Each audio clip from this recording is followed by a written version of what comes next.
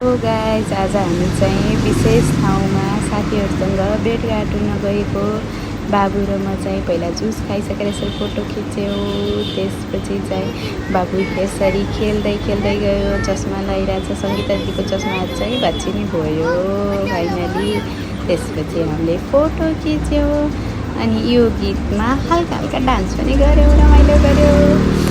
अनि यसरी बाबु चाहिँ किराछ गएपछि फटास गएको कहाँ गयो कि सताउने सतासतै गर्छ। यस्तो गरेर मलाई सताइरहेछ यो बाबुले।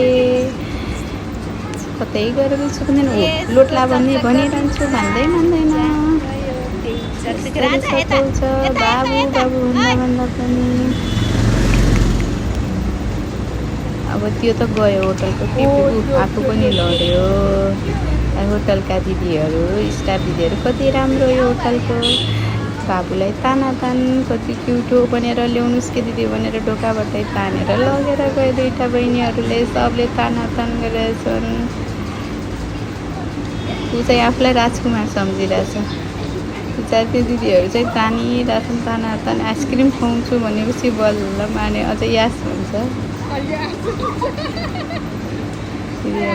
हाँसे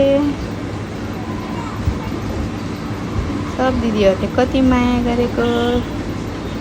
यसरी चाहिँ अनि बहिनीहरूले कति माया गरेको बाबुलाई। यी छाडिदिनुहोस् कि दिदी भन्दै थियो खेलाउने भनेर। सबले माया गरिरहेको थियो, के खान्छ भनेर। घर जान लायौँ अब हामी चाहिँ। बाबु यसरी रोडमा हिँडिरहेछ। बाबुले हामीले चाहिँ बाबालाई पर्खिरहेछन्, कति बेला आउनुहुन्छ भने। सुस्त भन्दा दौडै गइरहेको छ बाबु।